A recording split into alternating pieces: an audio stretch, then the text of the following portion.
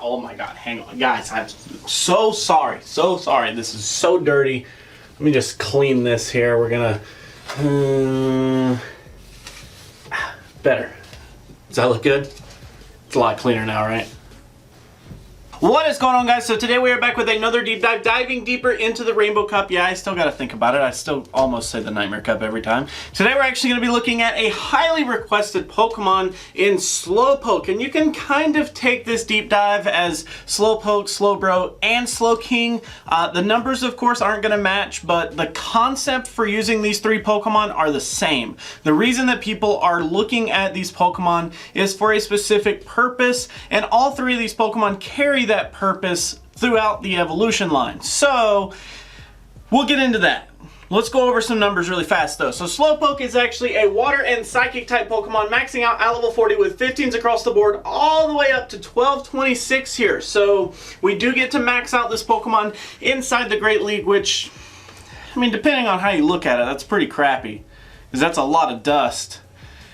Or if you got a lucky trade, do you really want to waste it on a Slowpoke? Now, according to my spreadsheets and all the numbers that I have ran, Slowpoke should rank 30th in bulk and 84th in stat product. Just because I almost said it, if I accidentally say Slowbro in this episode in reference to Slowpoke, please forgive me, because I can already feel it coming on. So anyways, let's actually take a look at our moves here. So we actually have Water Gun and Confusion for our two fast moves. Water Gun here is going to gain 3 energy per turn, while Damage is going to do the same, but after Stab we do get bumped up to 3.6 on the damage there.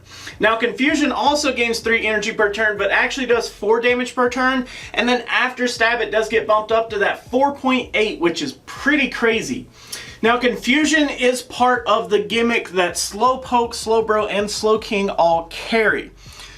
We're going to get a little bit deeper into it, but basically, let's kind of just go into our charge moves, and then we'll talk a little bit more. Slowpoke actually does have the most intriguing charge moves out of all three of them.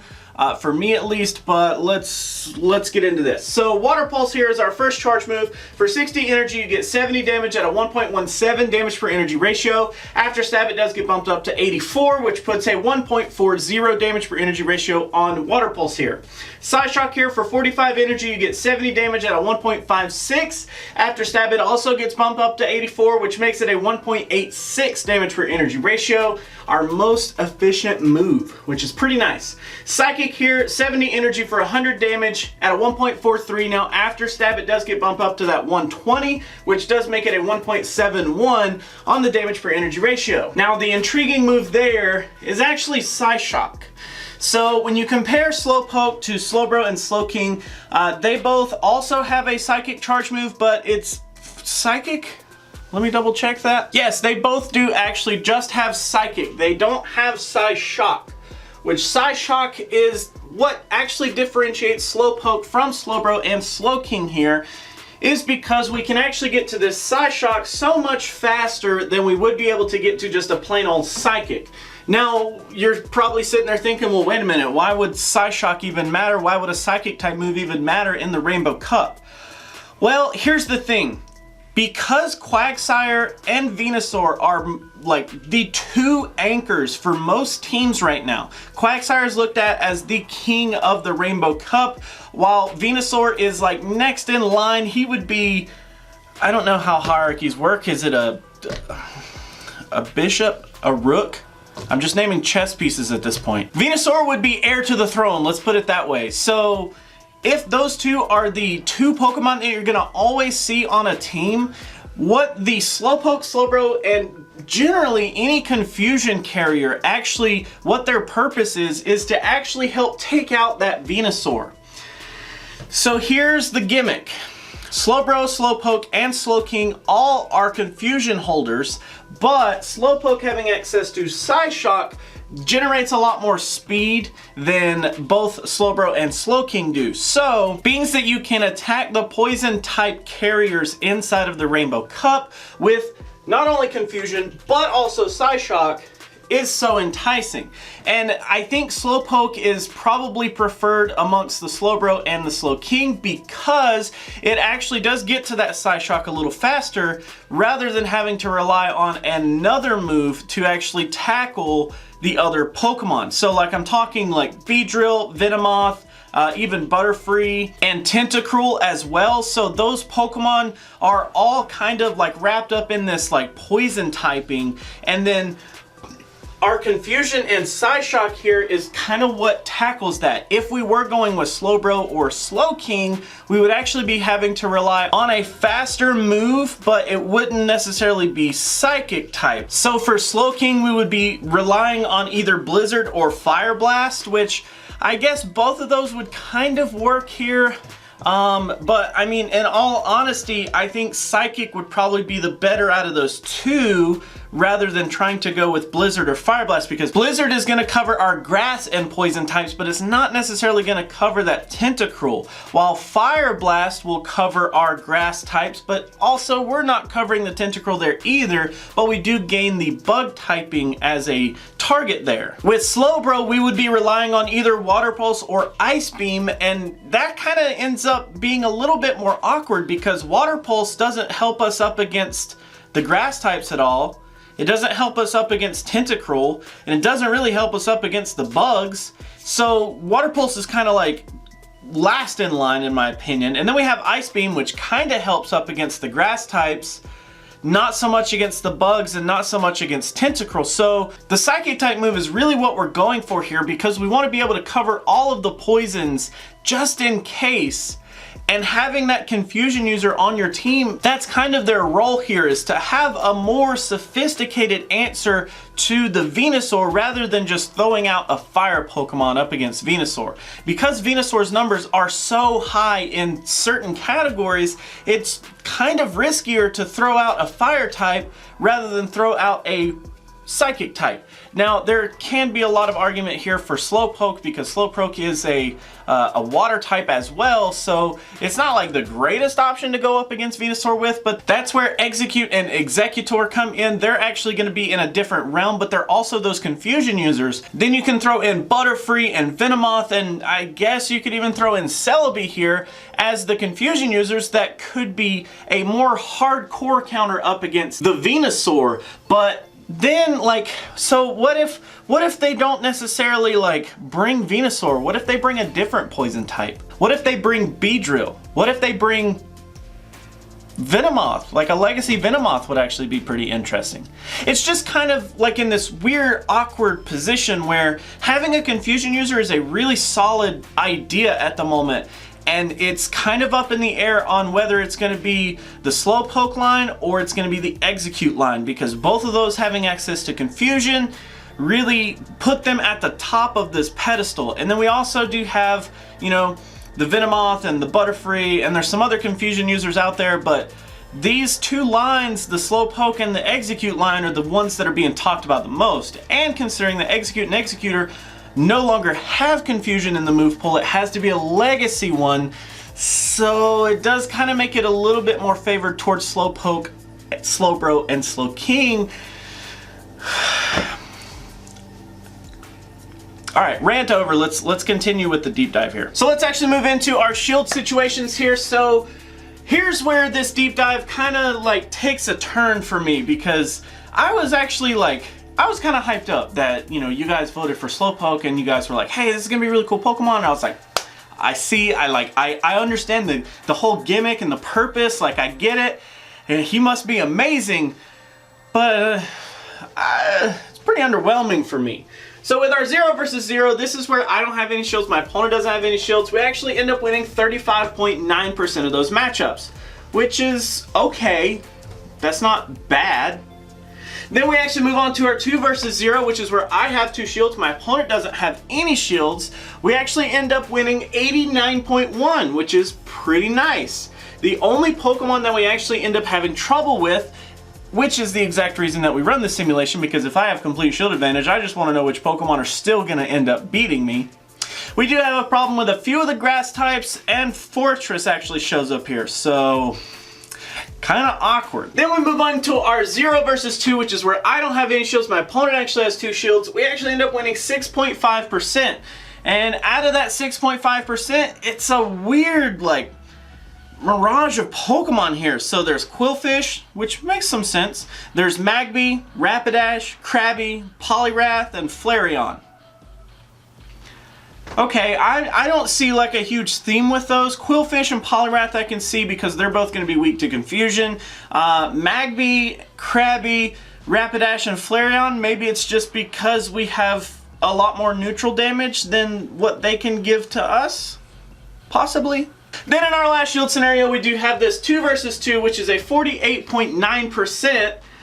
Which to me says that we do actually prefer to open rather than close with our Slowpoke here. In that 2v2, of course, that is our mock-up like opening type situation compared to that 0 versus 0 or the closing type. So it does seem that we statistically do better whenever we open rather than when we close. Next, we're actually going to move into some matchups here. So in all of my deep dives, I end up taking the subject Pokemon, Slowpoke today, and I throw them up against the top 10 bulkiest Pokemon in the cup just to kind of see how they do. And Slowpoke actually has a pretty good showing here. We're split 5-5. So if you haven't seen a deep dive before, basically I have a custom group set up on PvPoke for the simulations with our Slowpoke with Confusion, Psyshock, and Water Pulse. And then I actually have a custom group set up with all of the top 10 bulkiest Pokemon here. And there are several iterations of Suicune just to kind of like get a better idea on how good Suicune's going to be. We do have both Extrasensory and Snarl. And then we also have some of the hidden powers just to kind of see how they fare. So we are going to do a 1 shield versus 1 shield to try to give both Pokemon the most fairness in shields here. And once we hit battle, you can see that it shows up with 8 wins and 7 losses. So let's figure out why that's so lopsided compared to the 5-5 here. Well, so we do win against the Shuckle. We actually have a win against Hidden Power Water Suicune, Extrasensory Suicune. We end up beating the Tentacruel, and then we actually beat the Hidden Power Ground Suicune. We beat the Mantine, beat the Lapras, beat the Dugong, and then we start to lose. So we actually end up losing to Hidden Power Bug Suicune, Hidden Power Grass Suicune, the Lantern, and then the Snarl Suicune actually ends up taking us. So considering that we lost to 3 of the 6 Suicunes that are included, I end up counting that as a loss because it's a 50-50, and I'd rather count it as a loss and be more prepared than to just say, oh, well, I'll win half the time. Well, I might want to just say I'll win most of the time and prepare a little bit better for the Suicune in another Pokemon if Slowpoke is going to be on my team. Then we actually have Azumarill, Fortress, and Jumpluff actually rounding out our last few losses there. So, I mean, 5-5 isn't too shabby. That's not, like, bad at all. But then we get into our countering section. So our countering section is basically in green here. We do have the Pokemon that we want to be targeting with our Slowpoke versus the red, which is what we need to be looking out for or what you should bring to the table to really combat that Slowpoke. So let's actually start with our fire types here. We've actually got a couple of wins. We only have 5 losses in the fire types here, which does make some sense considering we do have some resisted typing in our wheelhouse here. So Flareon, Entei, Rapidash, Quilava, all these are going to be wins. Let's actually just scroll down and see the losses here. So Growlithe is actually a loss. Moltres, Typhlosion, Arcanine, and Houndoom are all going to be losses. Now, what do most of these have in common? I wonder if Growlithe here... Yeah, Growlithe actually has Bite, which is going to be super effective up against us, which also explains the Arcanine, because Arcanine's going to be able to utilize Bite as well. Bite and Wild Charge actually in that combo is going to be pretty nasty. Crunch actually for the speed there. Houndoom is very similar. Houndoom's going to be able to utilize Dark-type moves, which does end up hurting the Confusion typing pretty hard. Typhlosion's actually going to be using Shadow Claw, which is Ghost-type, which is going to be super effective. So you can kind of see the ones that we lose against are kind of the outliers here. And Moltres is an interesting one with Fire Spin. I don't think we're able to have Sky Attack on Moltres under 1500, so could go a little differently if we don't give it Sky Attack. Yeah, you can see that it does end up losing if it doesn't have Sky Attack, so possibly like a little bit different in the Yeah, in the Moltres area is probably, you're not probably going to have to worry too much about it. So as you can see, the fire typing is pretty solid. We do have that tie up against Charizard though, which is interesting because Charizard is able to really do some damage there. So considering that that was our only typing that we really like excelled in, let's actually start to take a look at some of the typings that we actually have a lot of trouble with. So in the bug typing here, we have Heracross, Ariados, Beedrill, Venomoth, and Pineco as our wins, and then we start to lose. Considering that we do lose more than we win here, I kind of have to count that as a bad matchup just up against the general typing here. But the ones that we win against are pretty understandable. Heracross, Ariados, Beedrill, Venomoth, all actually going to be weak to that confusion damage, and Pineco's just not really like stat driven, so that one makes a lot of sense. But the other ones here, they're able to do some gnarly damage to our freaking psychic typing, and they can just pretty much break through us. Next we have the electric typing, and as you can see here, the only win that we have is up against Ampharos. Then we have the Zapdos, Electabuzz, Raikou, Flaffy, Jolteon, Magnemite, Raichu, Chinchou, Electrode, Lantern, Magneton, all rounding out the bottom there. So as you can see, that's pretty rough, but all those kind of make sense too, right? Because we're gonna carry that water typing, so we're gonna be weak to those electric type moves. That's understandable. Next, this one is the kind of one that we're like building up towards. This is the gimmick type here. This is what we're built for, is those poison typings. So Venusaur and Ivysaur, the two main ones that I think you should be worried about here. Venusaur's a win, but Ivysaur's able to push through there. Venusaur is actually our only win in the grass types, which is pretty disheartening. So Ivysaur's a loss, Weepinbell's a loss, Victory Bell's a loss. You can see some of these like top meta Pokemon. Meganium shows up there. We do have the Executor. I mean, all of these are just really, really rough matchups for us. Bayleaf actually ends up being the worst possible matchup for our good old Slowpoke here. So that grass typing's rough. Last but not least, we do run into the water typing, and some of these make a lot of sense, like Quillfish, Poliwrath. Those are pretty solid. Cloyster, Corsola, Seadra, I mean, they're okay. They do make a little bit of sense because they are going to either be pushing resistant damage or a kind of mediocre neutral damage, while Confusion actually does have a ton of neutral damage. Whether we're actually going to be hitting super effective damage or not, it's still a really, really hard hitting move. So a lot of those do make sense. You do see the Tentacruel pops up there, and Mantine, and then once we get into our losses, these are just kind of Pokemon that are able to push through our neutral damage, or they can actually hit us for neutral damage just as well, or in some cases like Lantern, Blastoise, even for Alligator. Those Pokemon are able to actually hit us with a couple of super effective moves, whether it's Crunch, whether it's Bite, whether it's, you know, an electric move or whatever. They're able to actually push through and actually do some super effective damage there. So the water typing's a little rough. Now this is a deep dive first, but I'd like to just see how this goes. If we type in poison typing, so you can actually see we do have a couple of poison type losses with Ivysaur, Oddish, Weepinbell, Victreebel, Vileplume, and Gloom. And I think like out of those, like Victreebel is the only one that I see people really talking about, and that's I mean, that's kind of my problem with Slowpoke, is that the gimmick is there, and I understand that that's what like Slowpoke should really be focusing on, is taking out like the poison type, generally Venusaur on the opposing team. And the fact that we win against Venusaur, I mean, that concretes your actual gimmick. But outside of that, like there's some interesting ones that, I mean, they could still kind of get past you, which is kind of like scary. So I don't know necessarily that I am on that Slowpoke train.